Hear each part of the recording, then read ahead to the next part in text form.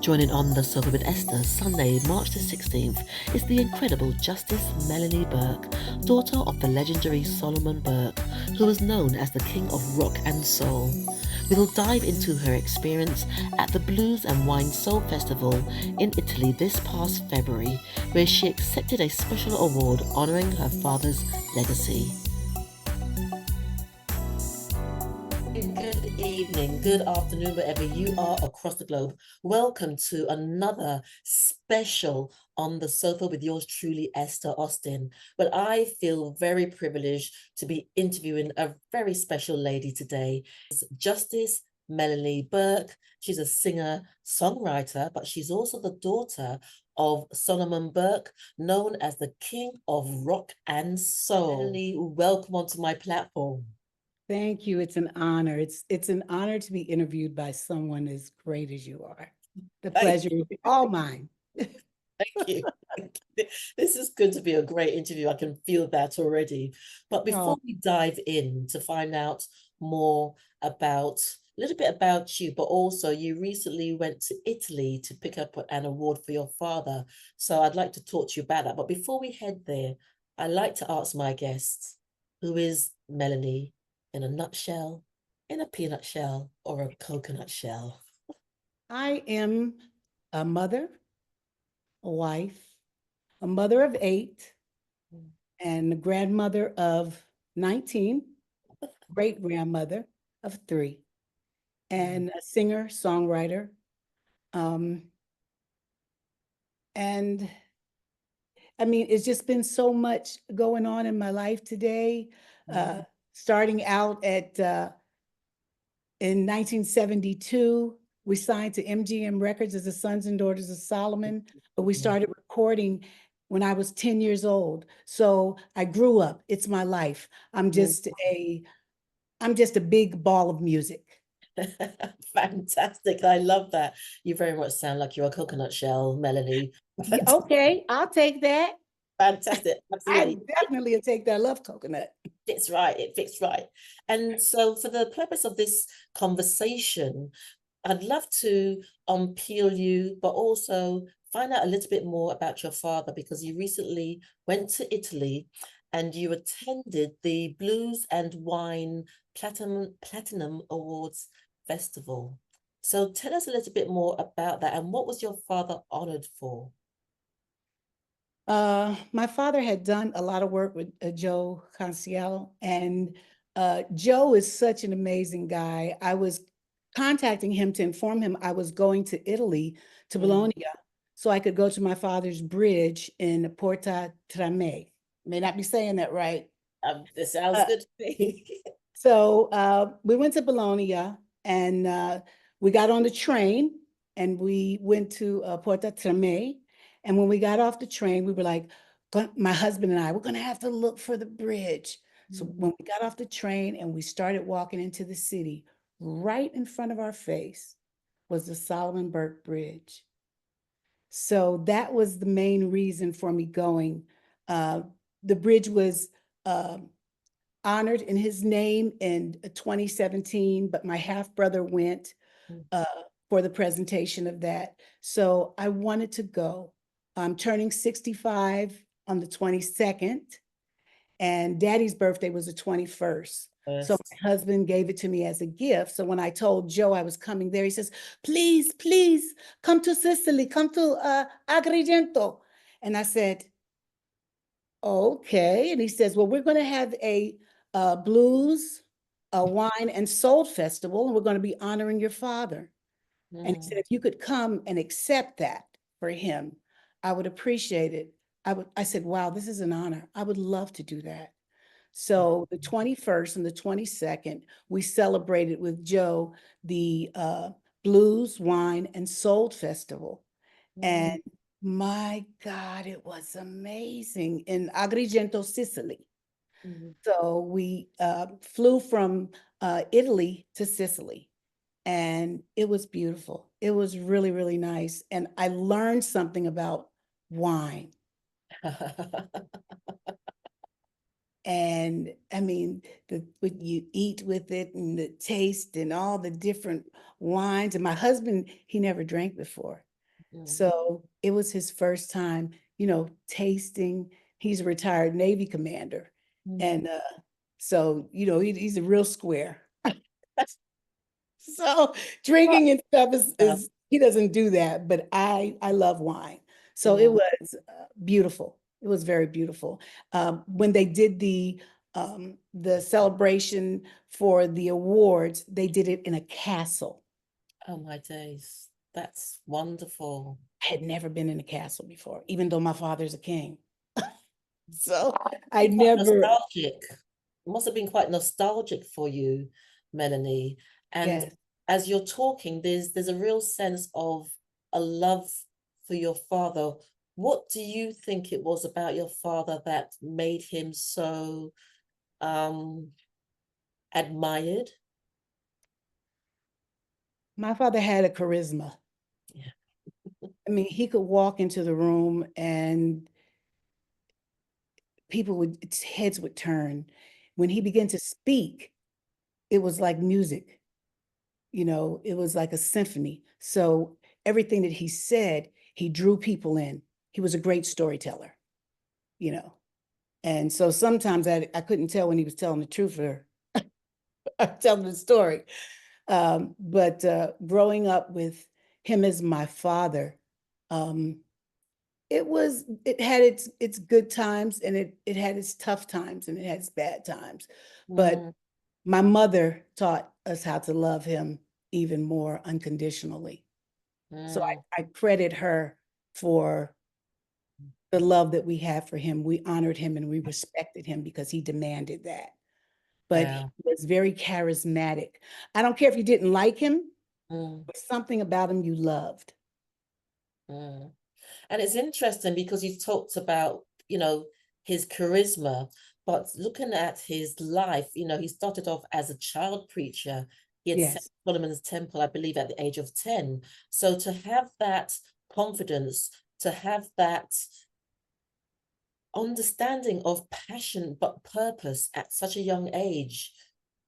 So obviously he was, I mean, we're all gifted in different ways, but he was quite uniquely gifted in having that presence. And obviously to be a preacher, because I've listened to and watched some of his interviews, he's very eloquent, but also very, like you said, charismatic.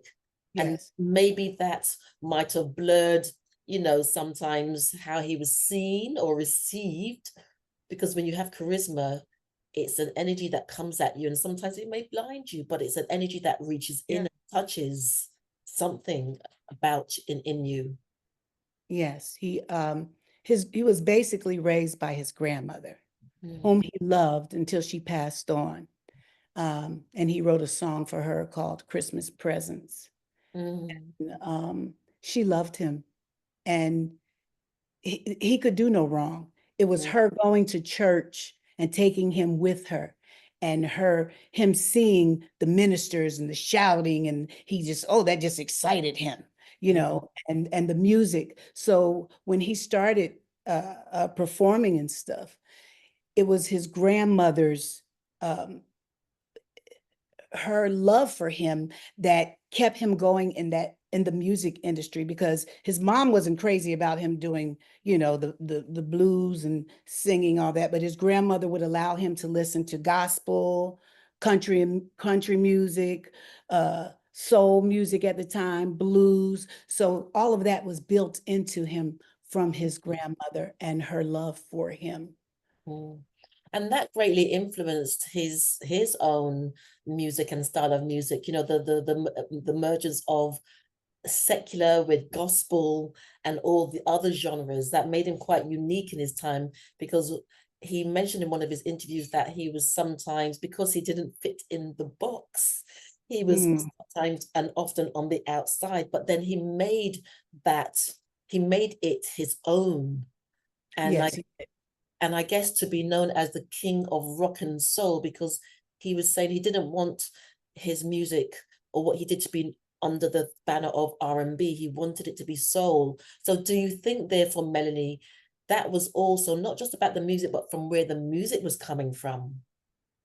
yeah, Dad was a very gritty a singer, and everything he did. Now, it was kind of country, because I remember the song that he did called Just Out of Reach.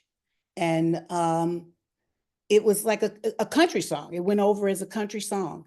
And so country is soul. I don't understand why people don't understand that, because when they sing about things that happen, things that they feel deep down inside, the hurt, the pain. Oh, I went to the store yesterday and there's something about the potato chips at the store. You know, they could make anything sound right. Well, that was Daddy. He could write a song about anything, but my mother was more prolific. They wrote songs together. They wrote Christmas presents for Christmas. Now, he had a song called Christmas Presents, and he had one called Presents for Christmas.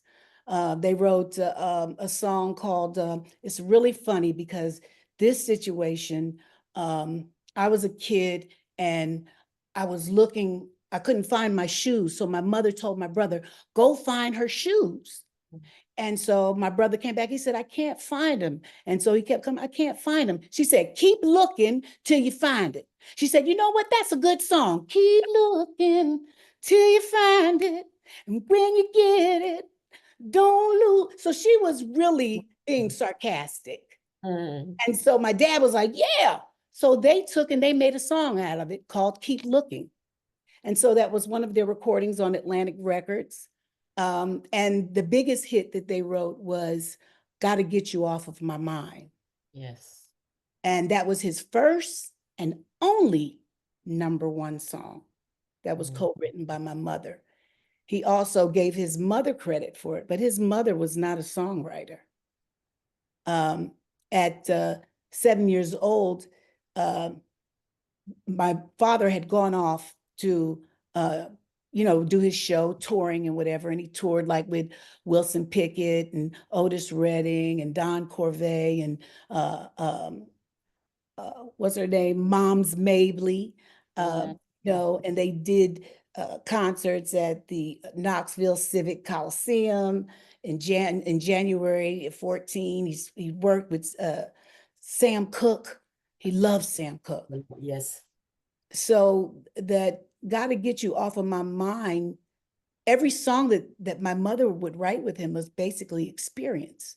It was something that was going on. Or, if we said, oh, Daddy, like my brother said, Daddy, I want a mobile bike, and Melanie wants a doll that cries. So in his song, Christmas Presents, he says, my little daughter, she wants a doll that cries, one that walks and wipes his eyes. So everything that he wrote, it was from the soul, and mother's experience with him, with Gotta Get You Off of My Mind. He was gone all the time.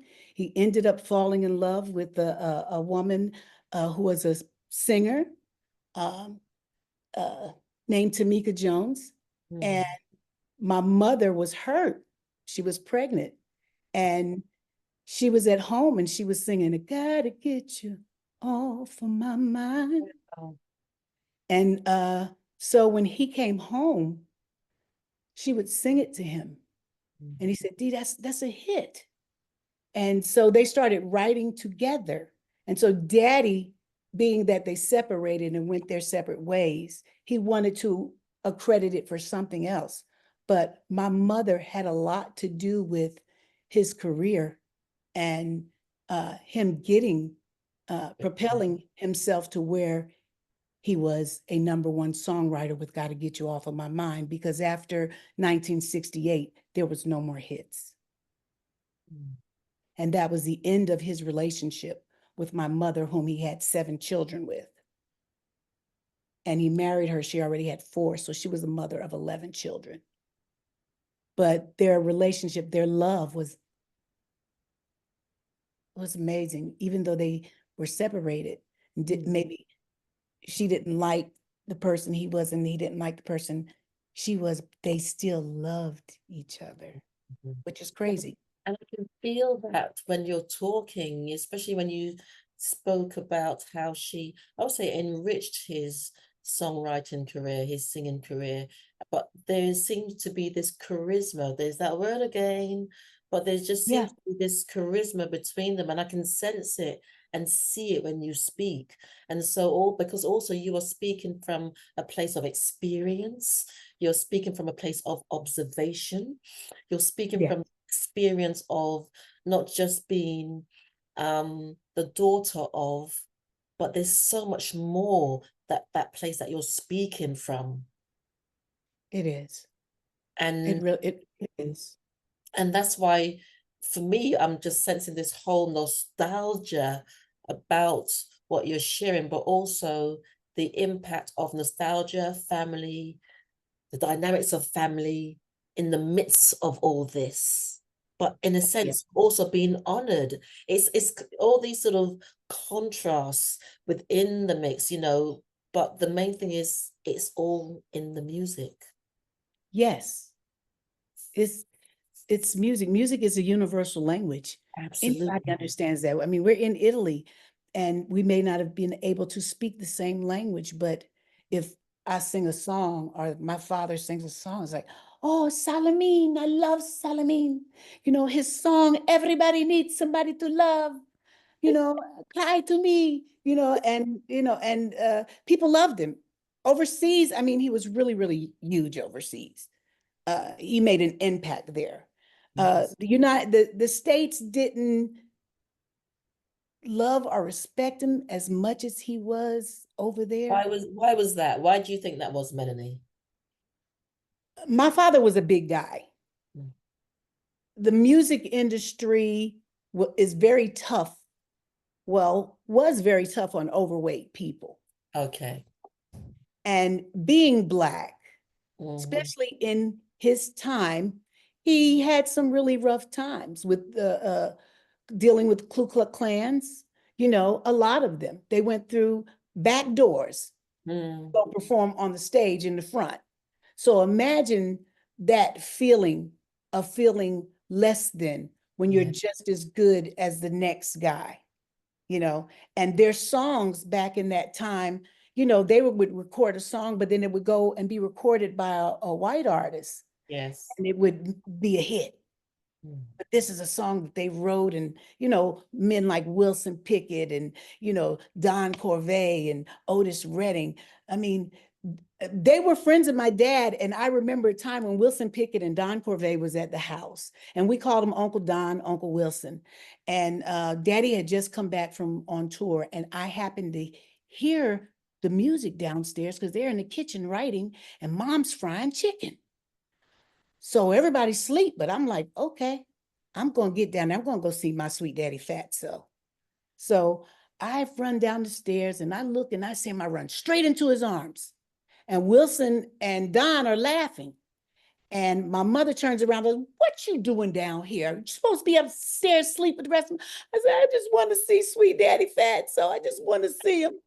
And my dad says, leave her alone, baby. Let her stay down here. You hungry? Give my baby a piece of that chicken.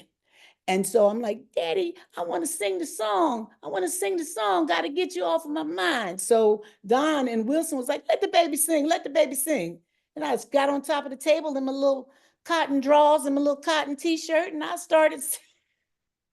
Oh, wow. I started singing. But Don Corvée and Wilson Pickett, they made sure I didn't get in trouble. Mm. So I thanks to Uncle Wilson and Uncle Don, and I'm still very good friends with Don Corvey's daughter and Wilson's daughter. We talk often. Me and Don's daughter, she's kind of like saved my life since my dad's death. So Ursula Corvey, my girl. Mm. As I'm talking to you, I'm getting this sense of this being a documentary. You may be working on it, or it may be something that's coming up. But there's so much more that I'm sensing that I could pull from you, and that would be almost like parts one, part two, part three of a four-part series on the Sofa with Esther, because there's so much richness. And then you mentioned all these other legends that were part of your world as well. So that adds to, it's almost like you got the cake and then you put the icing on the cake and then you Oh, got cherry, but then it's almost like, oh, she mentions a name and you put sprinkles on the cake and you mentioned something else and you're just building out this wonderful, oh, thank you. nostalgic journey through your Thank life. And like you said, you had the good, the bad, and the ugly in the midst. Yes, yes, And I believe they all influenced everything, though. I'm sure some of the bad and the ugly influenced that songwriting and the yeah. music was produced and that you came through with. Um, and you said something interesting in terms of, your mother, how pivotal she was in what's the word? Guiding you all to still love your father regardless to what was going on. That's a very powerful place to be coming from, especially, what I'm sure she might have experienced herself, Yeah. um, in terms of her relationship with your father, but then she's just still holding on to honoring him, honoring his soul, no matter what he does or doesn't do. And that's that's powerful because sometimes I know sometimes you'd get a shoe in the forehead, Yeah, yeah. And um, a lot of the entertainers back then, look at the James Brown story and Mm, Ike and Tina Turner. My father was good yes. friends with Ike, and their characteristics were somewhat the same. Mm, Their treatment of women. Uh, and that had a lot to do with the ending of the relationship between my parents. She experienced some of the things Tina experienced. She mm, was a singer and a writer, but my dad kept her pregnant every year. She um, and she handled it very well. I was very proud of my mother, who died at 48 when I was 21, and she died uh, right before um, I went on. Well, after her death, 2 weeks later, I went on tour with Shaka Khan. Went to Hawaii, and we spent 1 week in Hawaii, 2 weeks in Japan. And I feel like it was her spirit and her soul that guided me at that point uh, in my life. But it was her who taught us how to love, how to forgive, um, how to be a strong woman. mm, You know, it. My father, when my father met my mother, it was because he was on the street. His mother put him out. He was on the street, and he was a bum, and he was begging for money. And this man threw a quarter out in the street, and he went out in the street to get it. He bent down to pick up that quarter, and he said, when he bent down to pick up that quarter, some said, if you pick up this quarter, you're going to be picking up money off the street for the rest of your life. And before he could get up, a car hit him. The car that hit him belonged to my mother's aunt. She got out the vehicle, and she was like, let me take you to the hospital. He's like, no. He didn't want to mm. get into the car with her because she looked Caucasian. In that time, You you didn't. black, you can't get in the car with a white woman. And she said, please let me help you. Her name was Othella Thompson, Clark Thompson. And my father talks about this in the Rolling Stone magazine. And she said, look, I have to help you. You have to let me help you. And he says, I'm just hungry. Can you get me something to eat? She says, get in the car. She put him in the car with her. She took him to her house. And my dad said he smelled so bad that she had to rinse him off with the hose outside. And from that moment on, she doctored him up and took care of him. And he lived in her home. And that's where he met my mother. She came there with her 4 children, and she thought he was what they call back then a do boy. That he was like a butler for Mm, my aunt Othella. And my mom was like, I don't go get my luggage out the taxi cab. She was just divorcing her first husband. Uh, and my father was like, yeah, you go out there and take care of everything. And my Aunt Adela, use the money, pay the cab. But they fell in love right there in her house. And she didn't like him at all, but Mm, end up getting together. see, there's more stories there. There's so much more there. Oh, And as you were talking, it sort of took me back to that place where his formative experiences obviously influence the preaching element, that passion, that charisma, because it's coming from he's been places at such a young age in his yeah, life. And when he spoke, I could just feel when he spoke, it's that everything that yeah, and it's to touch your soul. And when you said when he bent down to pick up the money, that voice, that was a guy, that was a very powerful stare. There it was was a God. message, yes, a Yeah, very powerful message there. Um, yeah. because he was more than, and I feel God was trying to say, you are more than this. Yes, yes. And I believe that he began to understand that. My Aunt Othella, her husband was a doctor, but he had passed away. He was a dentist. He passed away. And so she didn't have any children. So my father was younger than my mother. I think he was like 17 or 18. And my mother was in her early 20s, like maybe 21, something like that. And she had a family already after her divorce. But he said when he saw her, he said, my God, your mother was like the most beautiful woman I have ever seen. Long, straight, black hair, beautiful legs. And I said, Dad, you keep talking about my mom's legs. I don't want to hear this. So he would, he'd tell you the story. When he started telling you the story, he would just, I don't care if he was telling you a story about a cat jumping over the moon. This guy could captivate your mind and have you in a tizzy from a conversation. I met people who he hurt. I met a lady named Dr. Henry Lee, and Mm, she did some great things for him. She helped him when he needed help. And it wasn't reciprocated, but she loved him and she still called him her brother. She said, mm, I don't know why I still love your father as my brother, because he hurt me. She said, mm, but I love him. She said, there's something about him. I said, the cat is charismatic because my mama still loved him too.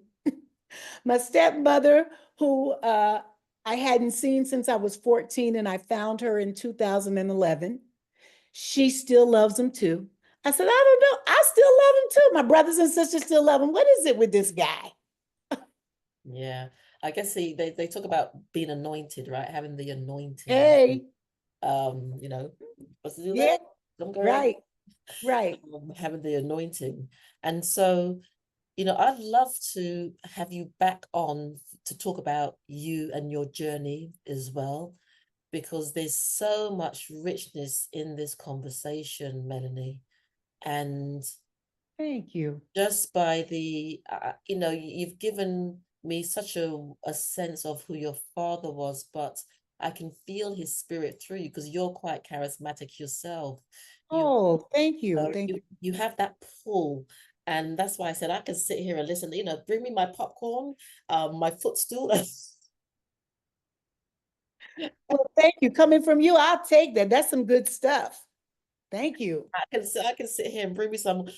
I'm into grits, by the way. I Oh, ooh. did grits about 5 years ago when I was in the States, and every time I come, I'm like, okay, grits and catfish, grits and prawns. Ooh, girl, you done said something because I love me some grits and some catfish.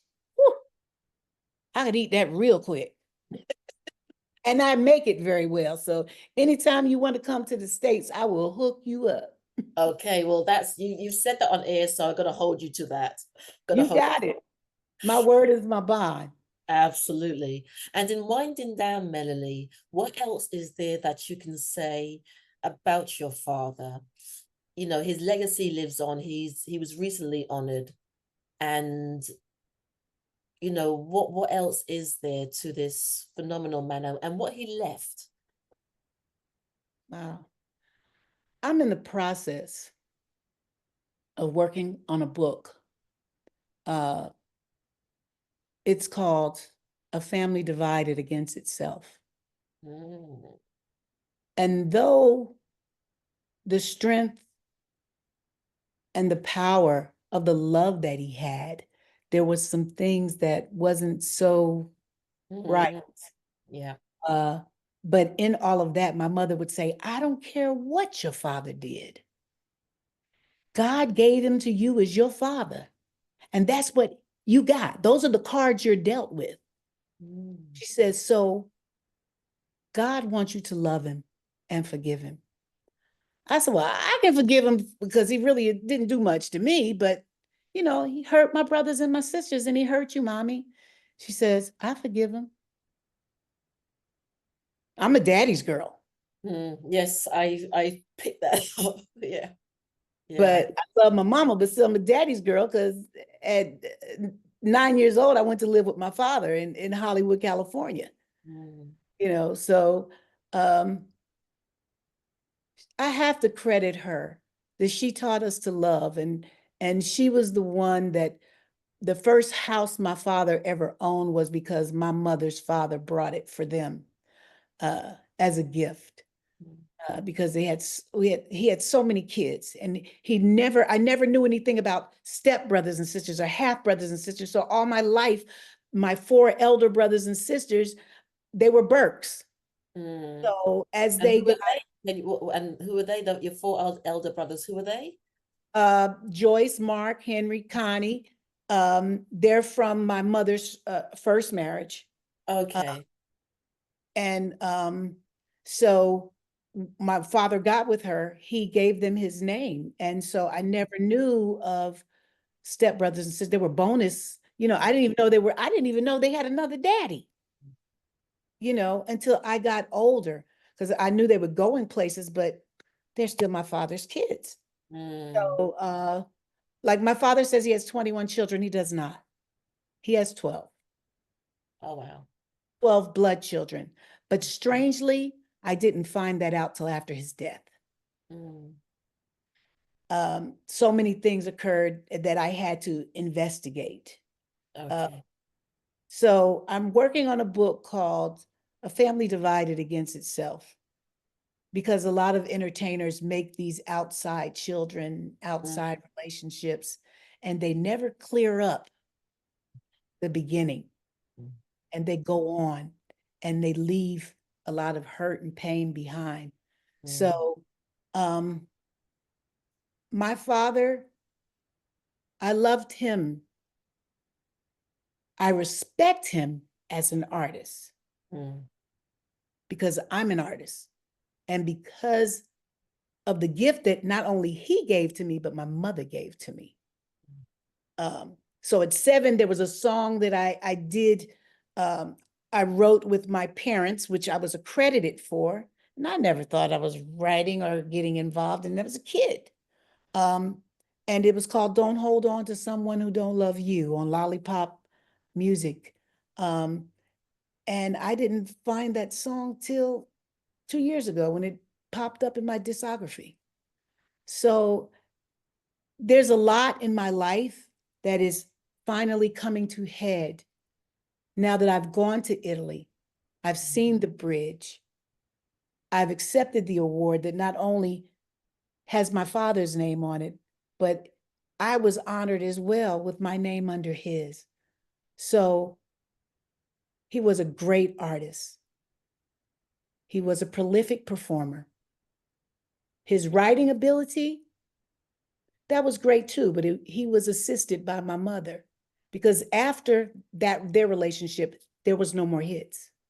So it only make me now believe, after looking at documentations and contracts from Warner Brothers Music and seeing the contracts that shows the writers, but women didn't have no rights back then. So those contracts, he signed her name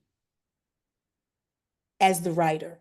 So a lot of songs that she did co-wrote, she wasn't accredited for. So there's a lot being, Mm. Revealed. yeah. And the going to the bridge and accepting that award kind of gave me closure. Um, he was an amazing artist. I have to give him that. I can't take that from him, and I respect him for that. But being a great artist and a prolific performer doesn't make you a good father. See, this where the part 2 is gonna come in. We gotta come back if you know, and you can share as much as you want, because it would be also great to get an insight into your brothers and sisters and growing up around them, as much as you know you choose to share. But that would be for part 2. I just want to say a big thank you for this conversation. It's been so wholesome, and yeah, I'm gonna get you back on, Melanie. It's been a real pleasure. Thank you, gentlemen. I'd love to. Been talking to Melanie Burke, the daughter of Solomon Burke, known as the King of Rock and Soul. Thank you. Thank you, Queen. God you. bless you.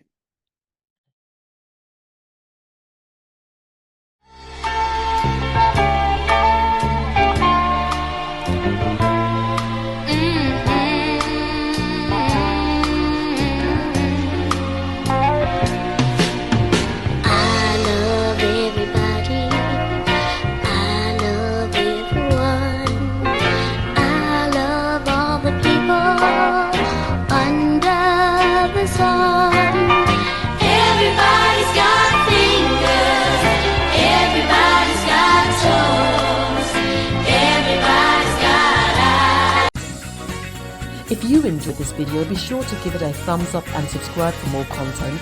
Let me know your thoughts in the comments below, and don't forget to click the bell icon for notifications on future videos. Thank you for watching.